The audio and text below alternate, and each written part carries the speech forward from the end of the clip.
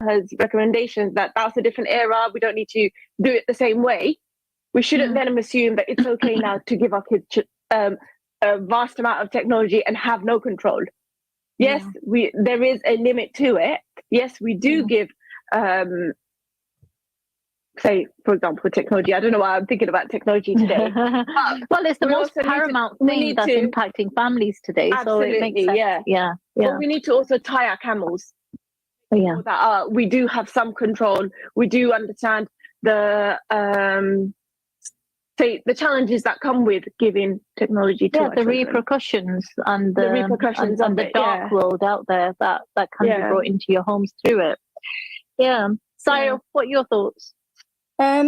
So when by the saying, I think every generation brings a lot of changes. So for example, this generation, I'm not sure what it's called, X, Z, there's a lot of them. So, with this one, there's a lot of tech. I'm not really familiar with, Generation Z, X. There's a lot to read on it.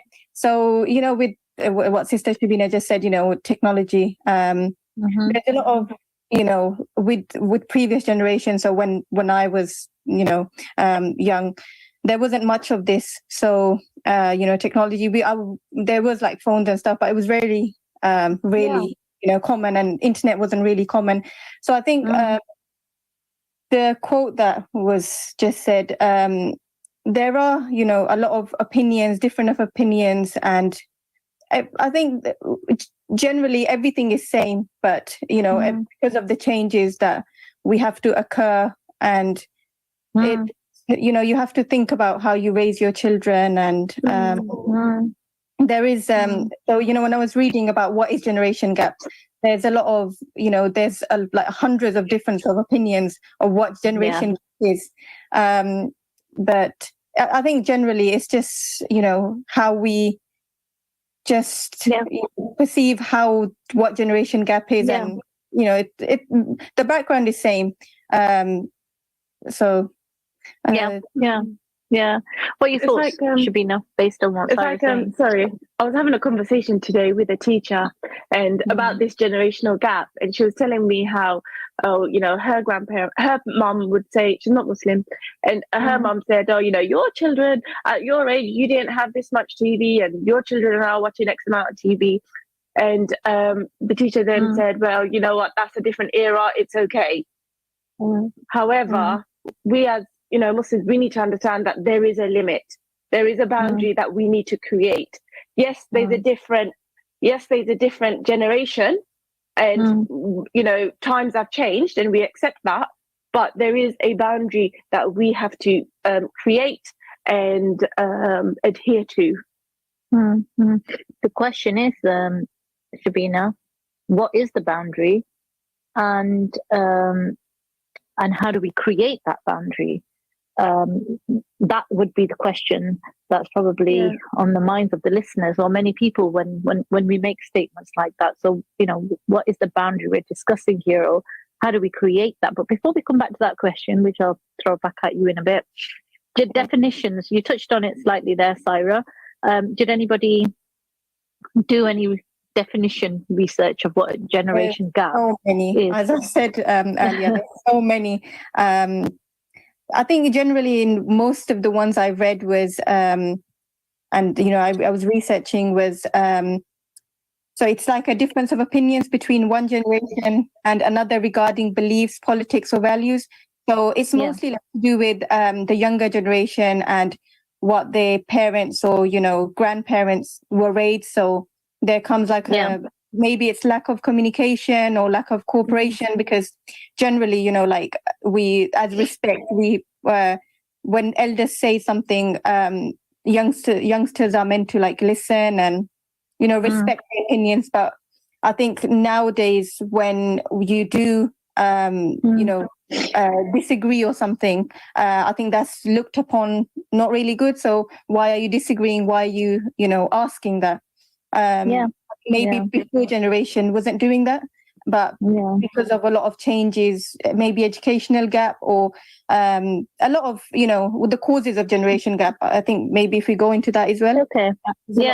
So that's a good definition in terms of the causes and the consequences of it. What about you, Shabina? Did you do any research? Yeah, I mean, I did do loads of reading. There's so much that came up, like, for example, even financial gap. It was like even financial gap, the gap between how much the older generation are earning and the younger generation, etc. Anyway, but yes, there is loads of definitions. But I think the one that actually struck me was understanding each other. The gap between understanding each other, understanding our the older generation, and us understanding the younger generation that come in.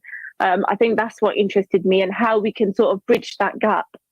Between the definition that I came across for generation gap was, across the board, when searching the dictionary kind of definitions or verbal definitions of it, was the difference of opinion between one generation and another.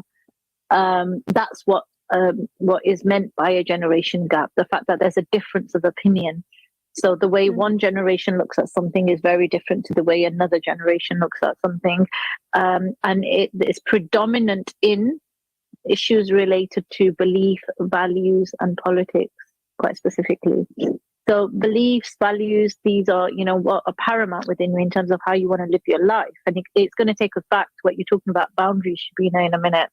So, in terms of how do you live your life? What is your belief system? What belief is something that's strong within you. It comes from like a creedal aspect. And then from that creedal aspect, you have values that are built upon that.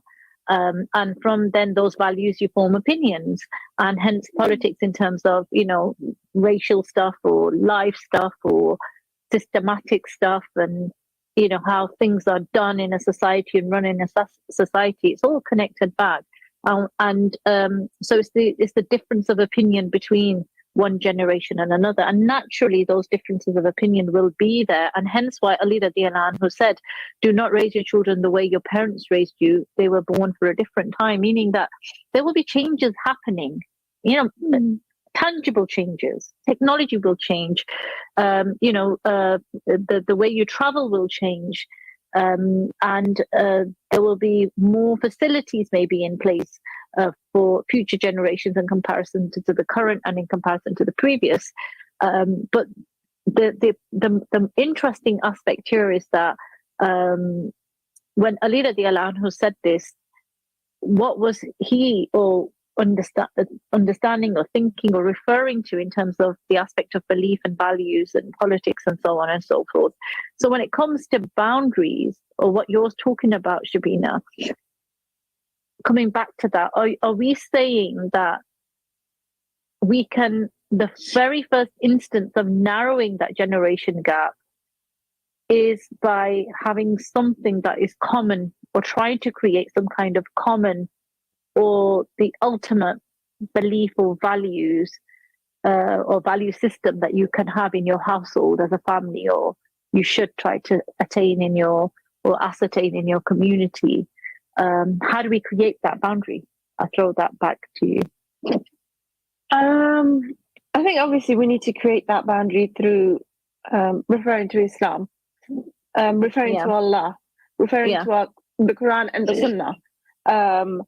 And say when there's issues that arise, we need to refer to that. So, for example, if we're having a conversation with our children and we disagree on something, we need to go back to, okay, what does Allah say about it? What does the Quran say about it? What does what do the scholars say about this opinion, about this thing? How do they advise upon it?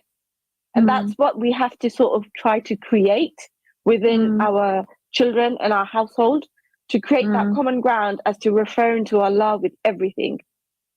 Whenever we can refer to Him, that's what we should be doing.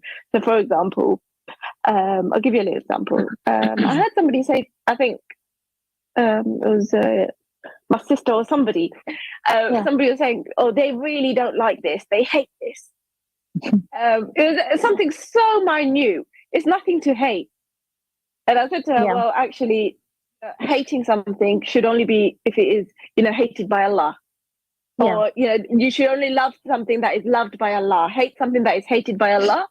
Everything else is mubah. Don't dwell upon it. We're going to die tomorrow. It's not, don't dwell upon you hate this color so much. It's just a little example. Referring back to Islam. Making that your reference point. To create that boundary. And I think there's an importance in that. Your words, the common ground, stood out to me. And there needs to be one aspect of a viewpoint that we follow, and a reference point that we have that should be known. So say, for example, as parents, as leaders of a household, as people that are in charge of raising our children, children should see some kind and level of consistency of the reference point to a common viewpoint that you have about life. And for us, it should be Islam, and it has to be Islam. It's paramount. So if we use Islam as the base here now and elaborate on this, if we as parents continue to have that baseline, regardless of how much the extended family fluctuates with Islam and brings Islam in, if it's convenient, throws it out. If it's inconvenient, when somebody gets really erratically emotional and reacts, how do they then respond to their reaction when they're calmer? Children are picking up on this all the time, that hang on a second, regardless of how much my child becomes Islamic or doesn't become Islamic, how much they feed off that and learn from that, that when they grow up, they know that their parents had a value, a belief, a creedal system, and their reference point was always fixed. It was, what does Allah subhanahu wa ta'ala think of this? Is this halal? Is this haram? Is this allowed? Is this not? And that was the reference point that was always the center point of my parents' life. And that's how they raised me. They'd connect it back and say, well, look, from my belief and our understanding Islamically, this is how it is. And I advise you, and now it's between you and Allah about how you choose to do your actions. I can't support a haram. I can't support this in this manner or that manner. So that boundary is then naturally created, isn't it? So my question then is, and before I move on to my next question, actually, Syra, any thoughts on that? Anything that you want to add or expand with on that? Yes. So I'm just thinking, with boundaries, I think the main one is understanding the differences. So we have to understand that we are in a different, generation, and when there are differences, there has to be tolerance as well. So both sides need to understand that. Okay, your parents are saying this, or whoever, your teacher, anyone. We have to. The children have to understand that. Maybe they might be wrong, but there's a way of saying it, and there's boundaries to speak about it. Understanding is a really big one. So like Sister Shabina said, you have to ask Allah for help. You have to make dua. So we should learn, when encountering difficulties and hardship, is to ask Allah for help. And it is hard, it's hard because maybe the way we were raised, it was different. It's hard for us to just listen to the children and say, okay, that's correct, that is the way you're saying. What you're saying might be correct, but sometimes there are ego issues and there's difference of opinions. Maybe with not with children, but when their children are getting married, maybe they've got married to what their parents wanted them to, and now this generation is different. They've got opinions. So there's a lot of differences, and I think the main one is understanding, communication. Definitely.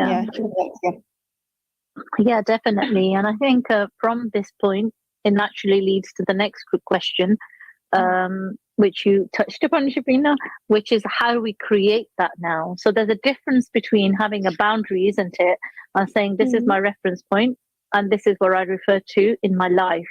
We can either refer to freedoms or boundaries that are set by Allah subhanahu wa ta'ala of haram or halal. And therefore, it's very clear cut for me, for example, that for me, haram and halal is paramount, regardless of whether it would be something that would make me feel better or not make me feel better. And in relation to this now, that's a boundary that's been set there. And then you have the aspect of movement within the halal, which we're going to come to touch on that. But how do we sustain or create this boundary? How do you sustain it? Can you repeat that, Naveed? Yeah. I mean, Saira, if you can jump in as well. So how do we? So, for example, if how do we create the boundary? What is the boundary? Yeah, is it haram and halal, or is it as you wish you bring Islam into your life, and as you wish you don't? I mean, obviously, when it's halal and haram, that's clear cut. But for me, for my household, that's clear cut. We abstain from what is haram. We do the things that is halal, and we do the things that are farz, and increase on our sunnah. However, when it comes to say other things, for example, I'll go back to technology. Actually, how we manage how much technology they use, how much they're exposed to. Now, I as the parent have to decide how I want to control that, to the best of my ability, how much boundary I put on that. And I need to do it for the sake of Allah, not for being nice to my kid, not for being, an easygoing mom or anything like that. I need to do it for the sake with my mindset that I'm raising children, so that they become good Muslims, etc. And I am responsible. I am responsible as to how much they're exposed to. I am responsible for this, and therefore I need to make that balance and create it. We may get it wrong. Sometimes we may get it wrong. Sometimes, it may be that we're too controlling and, our children have turned out really antisocial or something. Or, we have to find that balance, strike that balance where they're referring to Islam, you're referring to Islam, and you're keeping an open mind and balancing what you need to do as a parent. As a parent, what you need to do so that you're not negligent. You're not negligent on how they're being raised and, just letting them be free and doing whatever they want to do, because we can't. We are going to be responsible. We are going to be asked on the day of judgment. We're going to be asked, what did you do? You let your daughter have XYZ, and she was then exposed to so many things. What did you do about it? It was it's easy to give tablets and phones and whatnot, but how we control that, we're going to be asked about it, and that's our responsibility, to create that boundary, which is obviously it is within the mubah, but you are consciously aware on what you need to do. Can I something? Go ahead. So, Saira, we are going into a break literally within a minute.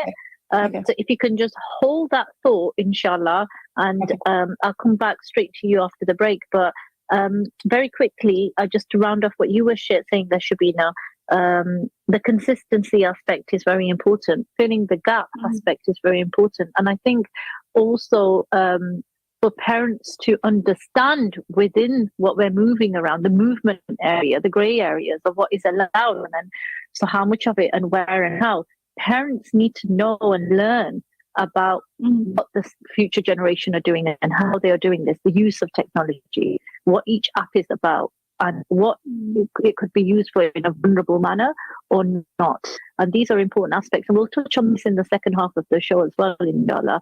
So we'll just go straight into the break now. We'll be back straight after. And assalamu alaikum wa rahmatullahi wa barakatuhu.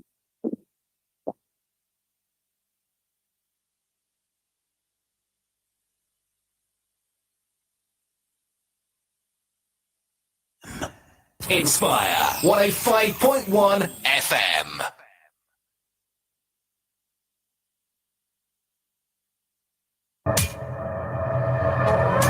Your voice, your choice, with you 24 hours a day.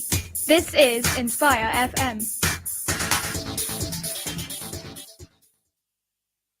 Attention all electricians, builders and DIY enthusiasts. Capital Electrical Wholesalers are now open in Luton. It's a fully stocked branch with experienced staff on hand to help with all your electrical needs. With branches also in Greenford, Tottenham, Richmond and Ashton. Capital Electrical Wholesalers only stock the biggest names, including JCC, Saxby, Knightsbridge, Hamilton, MK, Wilex, Hager, Aco Smoke Alarms and many more. That's Capital Electrical at Unit M, Kingsway Industrial Estate. Call 01582 801122. For expert legal advice and support, talk with Luton's leading solicitors, Hannah Solicitors. We specialise in conveyancing, wills and probate, family law, immigration and personal injury, legal matters that matter to you. Our experienced legal team are here to help you through every step of the way. Call 01582 329 069. That's 01582 329 069 or click on hannahsolicitors.co.uk. Hannah Solicitors, professional advice with a tailored approach. Biscott Pharmacy, your one-stop health and beauty pharmacy in Luton. Stockist of over 8,000 health and beauty products. At Biscott Pharmacy, we offer a range of services, including health advice and repeat prescriptions for collection and delivery to your home. We also offer a Hajj and Umrah vaccination. Come in and see us and ask about our Stop Smoking service. We're open 7 days a week till late, including bank holidays. Biscott Pharmacy, 157A Biscott Road, Luton. Call 457709. Fear Allah wherever you are. Do good immediately after a sinful act to erase it, and always be well-mannered in your relationship with people. Reported by Tirmidhi. We want to tell you about the fantastic range of carefully selected quality used cars available here at Caddington Motors. But we can't actually list them, as being so good at such low prices, they're often being driven off soon after arrival. See, there goes another one. With warranties, finance and part exchange available, along with a fantastic choice of makes including light commercials. See what family-run Caddington Motors have for you. Manor Road, Caddington, LE1 4EE. Online at caddingtonmotors.com or call 01582 858 857. Millions of people all over the world are suffering from food insecurity. People in Yemen, Gaza and Syrian refugees go without food on a daily basis. Help us change this by providing bread for them every day. From as little as £18, you can help provide enough bread to feed almost 400 people and help save lives. Donate today. Call 01582 211 066 or visit www.crisisaid.org.uk and help us save lives. Inspire FM with its headline sponsor Luton Rising present Inspire Eid, the UK's most affordable Eid celebration event at Lucy Park on Wednesday 28th and Thursday 29th of June. Inspire FM would like to thank its supporters Mary Seacole, Energized Holiday Camps, Liberty Law Solicitors, Tops Pizza, Chiltern Learning Trust, Venue Central, Luton Sixth Form College, Bath and Press and Mayday Vehicle Rental. Bring your family and friends to Lucy Park this Eid al-Adha and enjoy the biggest fun fair at the lowest prices. Find out more at inspireeid.org. From the studios of Inspire FM, the time is now 7:30.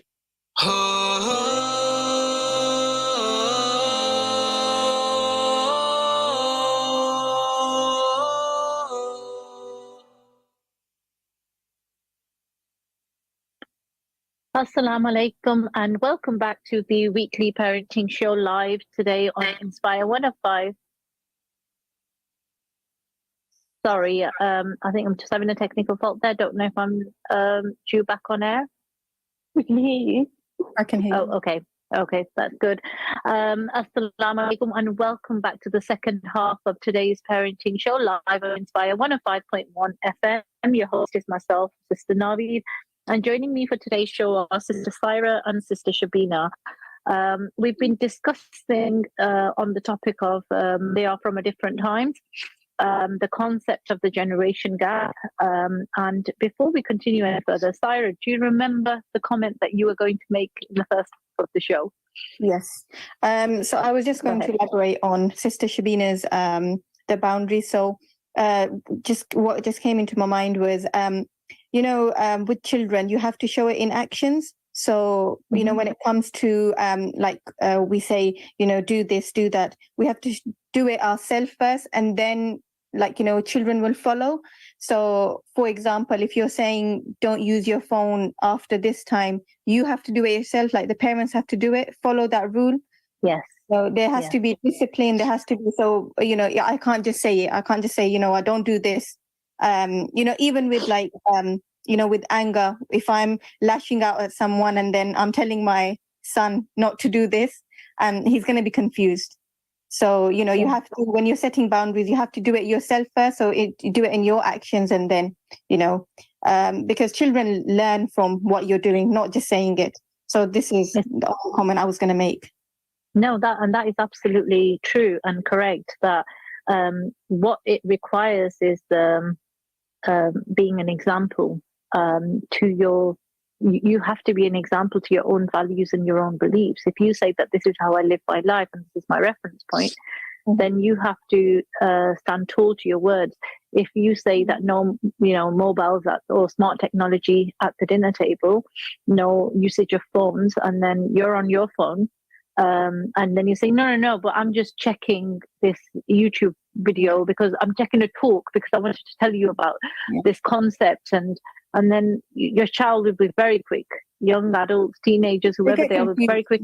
One, they get confused, and two, they'll hold you to account and say, hang on a second, if I can't do this and it's not good for me, then why is it good for you to do that? And that's wrong, and that's unfair. And then that distances, that creation of that boundary of, I stand tall to my word, because that's what Muslims do in Islam. We stand to our word, and within the grey areas, as Shabina, you were saying about the consistency and the sense of accountability. Now, it's not haram or halal to be on a smartphone whilst you're having your dinner, but these are rules that you're setting, and then therefore they should be rules that we follow and we uphold, and we lead by that example, like you're saying, Saira. And that's very, very important in that manner. The consistency, regardless, moving on to this generation gap concept, regardless of the times and what generation it is, whether it's Generation Z, which is what we're in apparently right now, or the millennials, or which might be you guys, by the way, if you're born between 81 to 96, or whether it's the Generation X, which might be me, those that were born between 65 and 1980. So I stayed within that generation. I didn't quite hit it over into the millennials there. But what doesn't change, regardless of the times changing, is the Islamic values. And the morals that come with the Islamic values, the concepts that come with Islamic values, such as patience, sacrifice, tolerance. All these concepts remain, they don't change. So when we look at this idea of a generation gap from a conceptual point of view, we are actually saying that no, that's quite normal. As we progress in life, things are going to change and improve and get better. And if they didn't, we're not progressing. So the fact that we can fly to countries rather than go on a camel or a ship, that's fine. That's progress. But what shouldn't change is the behavior that you have towards your elders, or the love towards your children. Yeah, because this should be coming from your Islamic values, from your belief, which shows us, demonstrates to us through many, many examples that we should respect the elders and show love and kindness to the children, and be tolerant towards each other. Be patient towards each other. There's many hadiths that talk about the youth being patient towards their parents as they reach old age, and being careful with elderly people and helping them, and many that talk about, on the other hand, about the love and mercy that we should have towards children, kissing them, hugging them, being affectionate towards them, having affectionate words, and so on and so forth. So when I put this out there about the fact that regardless of the times and what century we might be in, Islamic values don't change. So therefore, this should keep us grounded or more together, or make it easier to bridge the gap between us, realistically, on real terms, maybe looking out there at society or examples around you, how realistic is that, or what do you think the issues are if it's still difficult for us to be able to narrow that gap and to bridge that gap? So I like to just say, so, I think both sides need to be, open-hearted. They need to be, so they need to understand what the objective is. Both sides need to learn to appreciate each other and, learn from each other's perspective. So you understand where the person is coming from. And another thing I was going to ask, just if I can add something. We were saying we're saying generation gap, but when I was researching, there was a good example of generation gap as well. So we're talking about a lot of what the causes are and how we set boundaries and stuff. So it said, when early history of Islam, as we know, there wasn't many believers. So, but one of the things is that the early believers were a lot of youth. So when Islam was embraced, a lot of youth were the one that did follow Muhammad sallallahu alaihi wasallam. So I think that's a good example as well of generation gap. So it's not always, I think we think of generation gap as in maybe not, I don't know if negative is the right word, but there are good examples as well. So as generation changes, there are good examples as well. There's a lot of education wise as well. There's a lot of girls that are studying further, and a lot of good things as well with generation gap. Sorry, I just changed a bit of your no. And that's a good point, because that you're making there, that generation gap is viewed as you want to view it. And from an Islamic perspective, it's never been a hindrance. So, for example, even if you look to the example of Muhammad sallallahu alaihi wasallam, as you're speaking out, you're making me think that there's one example of a young companion of the Prophet called Salman al-Farsi, may Allah be pleased with him. He had an idea of a strategy. And as Muhammad sallallahu alaihi wasallam was sharing his strategy, he interjected very politely, and this is what we mean about values, the morals. But he had a new idea, and he said, can I just ask, is this revelation from Allah? Is this an issue of obedience, hear and obey? Or is this just ideas that we're sharing? And Muhammad sallallahu alaihi wasallam said, this is just my idea that I'm sharing. So feel free to share your ideas, because somebody's idea might be better than mine. And he said, well, I've got this idea about a trench, and how if we were to create a trench around Medina, and this is something that we used to do in Persia, it might be good. It might be a good strategy, because it might have not been used or seen by the Arabs or in the Arabian Peninsula. And Muhammad sallallahu alaihi wasallam loved his idea, and it was instantly put into action. Yeah. So there's a positive example, as you said, Saira, of a generation gap. And Muhammad sallallahu alaihi wasallam was Muhammad sallallahu alaihi wasallam. Yeah, in terms of the fact that he was the untouchable creation of Allah subhanahu wa ta'ala, the most beloved creation of Allah subhanahu wa ta'ala. And if he sallallahu alaihi wasallam could give the respect to the youth of listening to them and their ideas, Allah subhanahu wa ta'ala could have blessed Muhammad sallallahu alaihi wasallam with that idea himself. But it came through Salman al-Farsi. And that in itself shows that the example that's left behind of listening to each other, of respecting each other, and of giving time to each other. And that is an issue of patience. That's an issue of tolerance, which is needed, and not having the arrogant issue of arrogance. Could be in the older generations thinking we know best, just hear and obey, do as you're told. But it could also be in the youth thinking, oh, they're just old, they don't know what they're talking about, just ignore everything they say. And that could be a bad action, and a sinful action, and bad manners, and bad ethics and values within that youth, because they're just disregarding anything to do with what an elderly person is telling them or advising them, and that's just disgusting. So the whole issue here of bridging the generation gap is about having a set viewpoint, having a set creed, reference point, and then from that branching out to the areas of the grey, as I call them, and allowing yourself to, sort of lean on each other and to support each other as generations. And like you said, what you get out of it is what you put into it. So if you go into this generation gap is a negative aspect, then it's negative. And it might be from your viewpoint, because if you want to be free and live your life and have no responsibility, and you've got elderly parents that want to live with you, God, that's a nuisance. And you've got 3 children, that 2 were unexpected and you didn't even plan on having them. God, that's unbearable, and you can't get your head around that. And they're a nuisance. They're just taking up your life, and there's so much you want to do with your life and so on. But if you see it as it's a test from Allah, it's my gift from Allah, and Allah subhanahu wa ta'ala wants to see how I behave within this, and within this I've got room of creating those windows of opportunities.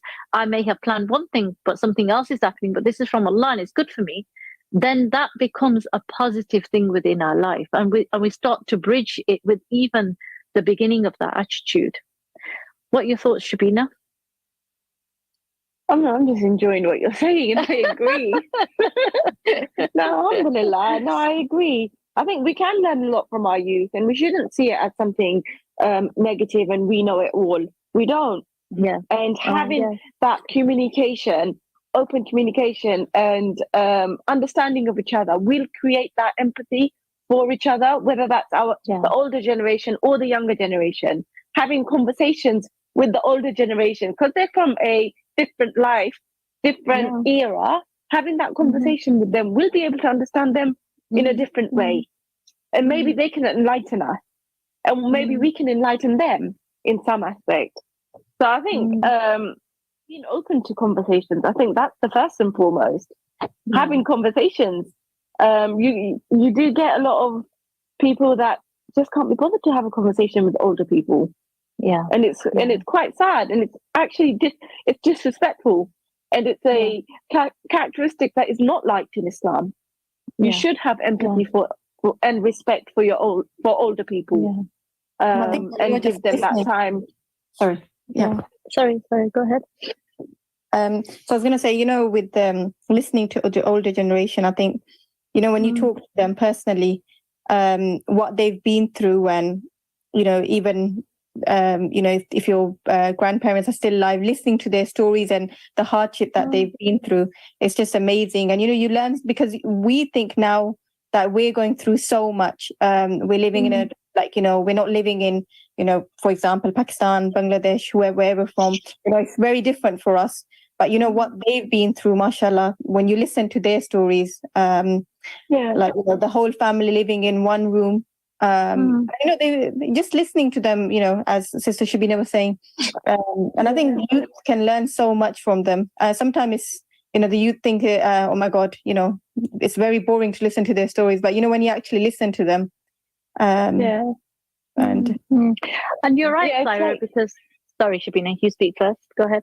It's like I was having a conversation with somebody recently, actually, and she's a mother of 2 children, and she really struggles with her children. And her mother had 4 children, and migrated to this country, etc.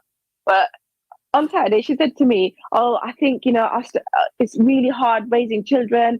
Our parents didn't have that struggle. They came to the UK. They just had their children. They didn't need to do anything. It was okay." And I said to her, "What? Hang on a minute. Your parents migrated to this country, couldn't speak the language, and then foreign raised culture, you. Foreign language. And then raised you. That's very different to you having struggles to feeding your child, and making them watch TV and feeding them, or however that struggle that you're going through. That's very different to that. It's a different struggle. It is hard raising children, but what they went through was a different struggle for them." Paramount. And I think that would be disrespectful to disregard the struggle of one generation over another. And it's like a comment that's come through, and what the listener's saying, that it's important to understand that the previous generation parents don't need to be looked down on their parenting skills, and we need to teach this in how we are with our elders, towards our behavior and conduct towards the elders.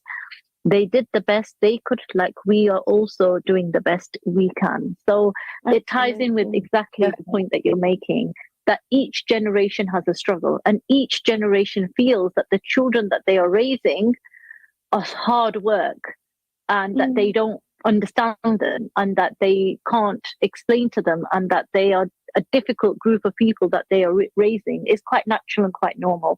And that's why Ali radiallahu anhu said what he said, because if he said this at the time of living under an Islamic system and an Islamic way of life as advice to people around him, then that shows that this was a conversation that was probably being had even then. And now our struggles will be fair struggles. You know, there's a clash of cultures, a clash of values. You've got secular ideas, Islamic ideas. Do you want to be free and live your life and not care about other people? Or do you want to take responsibility towards each other? All of these issues are there, and all of them need to be addressed. But I think, Saira, you hit the nail on the head when you said that, you know, it's positive or negative based upon your attitude. I mean, Salman al-Farsi sharing his idea with Muhammad Sallallahu Alaihi Wasallam was a successful thing that he did. And that generation gap, if we want to call it, like I said, if Allah wished, Muhammad Sallallahu Alaihi Wasallam would have been given that revelation directly. But that example is there to show the vibrancy of the younger generations, and not to be neglectful towards them. But the wisdom of the elders is there to also in Islamic history, when the Abdullah ibn Zubair, the son of Asma radiallahu anha, even in older age, went to his mother to seek advice before he was going to be facing Hujjaj in Makkah,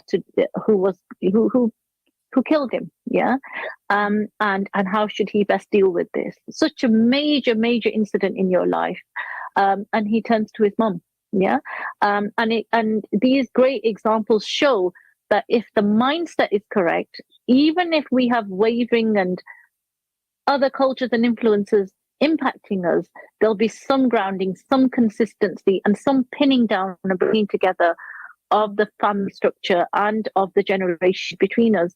You know, we can have language barriers, we can have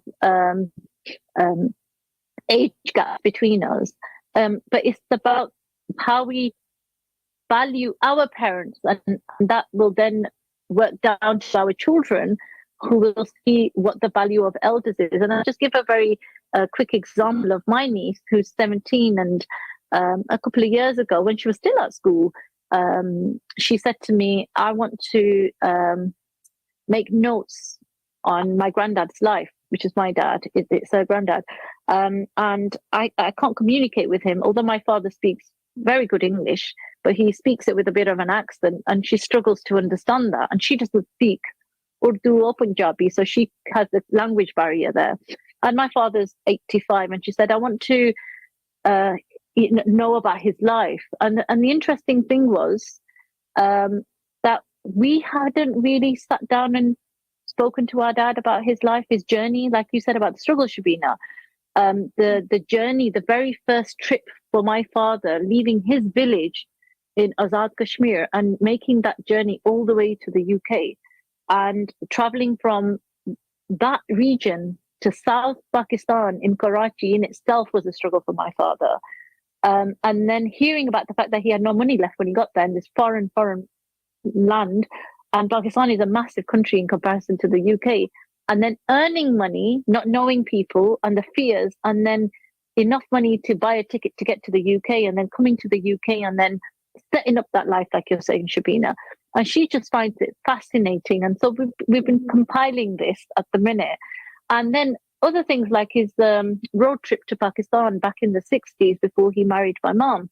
Him and his friends did a road trip all the way from the UK back to Pakistan, which took them 2 to 3 weeks, and their adventures and their, thrills and their moments that they faced on the way. There is so much to learn if we take a moment. But where does a person like my niece at the age of 15 get that interest in her grandfather? And when they have a language barrier, it comes from, once again, the small things. You come home from school, just go and see your grandparents and just give them salam. You don't have to sit with them. Just acknowledge their existence. If you don't live with them, make it a routine of visiting them once a week, checking in on them, giving them a call. If we are not doing these things that Islam encourages us to do, it doesn't make fard upon us. Then we are widening the generation gap because our values are becoming more and more secular rather than Islamic. And there's wisdom. There's wisdom behind each generation. The experience that we can take from the elderly generation might be one of wisdom, or from the mistakes that they made, or certain encouragements that they can give us. And yes, for the youth and the coming generations, they will have learning by experience as well. Yeah, so they will make mistakes, but how much we hold on to these mistakes, how much we drag these mistakes that they make, will also impact on our relationship with them. So then it's all about a balance, isn't it? And creating that balance between us. And I think the parents in the middle, and there might be parents listening out there and listening to me and thinking, I feel like there's a generation gap between me and my child. Forget the grandparents. They're not even in the equation. What do we say to those parents? How do they bridge that gap? I guess, again, communication. We have to communicate with our children. We can't just hide them away or get them busy, preoccupy ourselves with other things. We have to have that relationship with them. We have to be able to talk to them, ask them what they're doing, know who their friends are, them know who our friends are, have family over. These things, we need to be doing those things to open up communication within them. I think that's one of the key things. Yeah, and that reminds me of something else that Ali radiallahu anhu is reported to have said, that when you want to blame a youngster for the wrongs that he or she has committed, waiver some of their wrong actions, so not to make him or her resist out of stubbornness.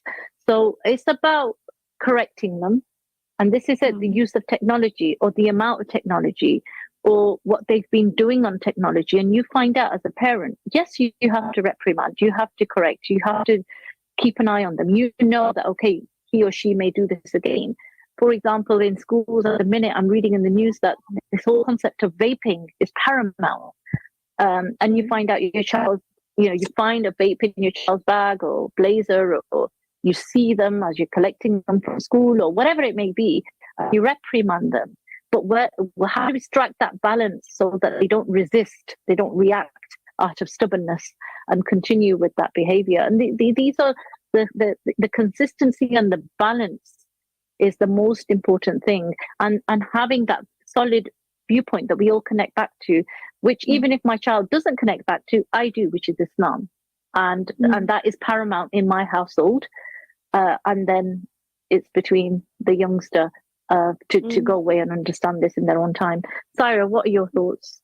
Communication is the main one. I would say, I think that the parents have to be up to date with whatever they're doing. So, with technology as well, they have to be up to date. They need to know what's happening in their life. And I think just warming up the relationship. So just, listening to them, the quality of not just listening to them and saying, really deep into what they are experiencing. So, your daughter's experiencing something in school, anything, I think she needs to have that conversation with her parents. Yeah, absolutely, Saira. Now, Jazakallah khair to both of you for joining me today. We're actually in the last 30 seconds of the show. As Imam Jafar said, when you love a person, inform him of your love, because this makes the affection between you steadier. And love is one of the other most important things. Dua, we cannot forget that.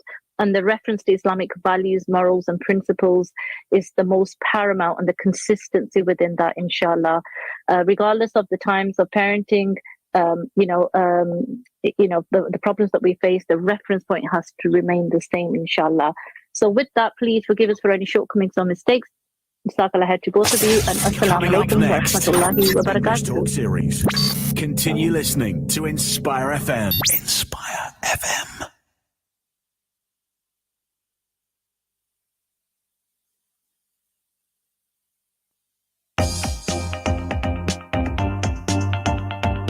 Hello, my name is Lee. I'm from Luton. Keep listening to Aspire on 105.1 FM.